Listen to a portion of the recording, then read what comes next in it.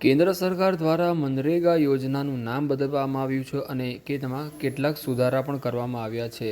ત્યારે આ બાબતે કોંગ્રેસ આક્રમક જણાઈ રહી છે. આજે રાજપીપળા ખાતે કોંગ્રેસ દ્વારા ધરણા કરવામાં આવ્યા હતા અને મનરેગાનું નામ બદલવામાં આવ્યું છે તે અંગે રોષ વ્યક્ત કરવામાં આવ્યો હતો.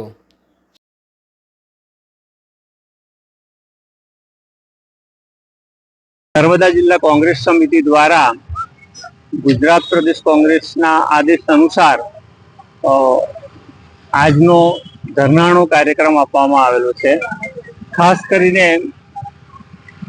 ખૂબ જ ઊંડાણ વિસ્તારની અંદર રહેતા ગરીબ લોકો જેમને રોજગારી મળી રહેતી ન હતી, એવા સમયે યુપીએની સરકારે, મનમોહનસિંહજીની સરકારે રોજગાર ગેરંટી યોજના ચાલુ કરેલી અને મનરેગાના નામથી ચાલુ કરેલી. મહાત્મા ગાંધી રોજગાર ગેરંટી યોજનાના નામથી ચાલુ કરેલી યોજના જે ખૂબ જ શુભ હેતુથી ચાલુ કરવામાં આવેલી, પરંતુ અત્યારની નરેન્દ્ર મોદીની સરકાર નામ બદલવાની અંદર માહિર છે અને જે યોજનાની અંદર સુધારો કરવાનો હોય એની જગ્યાએ જે યોજનાની અંદર આખા દેશની અંદર, ગુજરાતની અંદર ખૂબ જ ભ્રષ્ટાચાર ચાલી રહ્યો છે એને દૂર કરવાને બદલે આ યોજનાનું નામ બદલવાની પાછળ પડી ગઈ છે.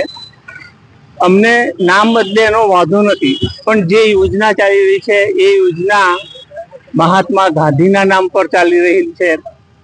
બીજું કે સરદાર પટેલ જે છે, ગાંધીજી છે, જેઓ આ સ્વતંત્રતાની લડાઈની અંદર ખૂબ જ સુંદર કામગીરી કરેલી અને એમને આ દેશ માટે ભોગ આપેલો છે, એવા વ્યક્તિઓના નામ હટાવવા પાછળ પડી ગઈ છે.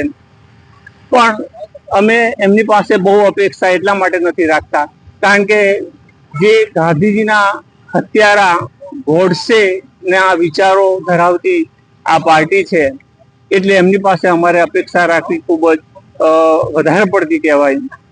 ભગવાન એમને સદબુદ્ધિ આપે. જે ધર્મના નામ પર વોટ માગવા અને એમનો જે સૂકો એજન્ડા જે છે કે ધર્મના નામ પર રાજકારણ કરવું, વોટ માગવા, અને એ એજન્ડા થતો હોય છે. એટલા માટે નર્મદા જિલ્લા કોંગ્રેસ સમિતિ અમે એને સખત શબ્દોમાં વખોડી કાઢીએ છીએ અને જે નામ બદલ્યા છે એ નામ પુનઃસ્થાપિત કરવા માટે અમે અનુરોધ કરીએ છીએ.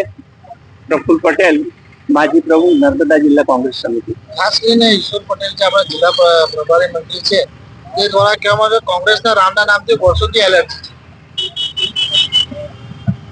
કોંગ્રેસને રામના નામથી એલર્જી એટલા માટે ના હોય કારણ કે કોંગ્રેસના સ્થાપના સમયથી અને ત્યાર પછી પણ મહાત્મા ગાંધીજી જેઓ રામ રાજ્ય, જે મહાત્મા ગાંધીજીનું રામ રાજ્યના વિચારક હતા, એવા પક્ષની સ્થાપના અને એના અધ્યક્ષ હતા, તો એના વિચારો રામ વિરોધી ક્યાંથી હોઈ શકે.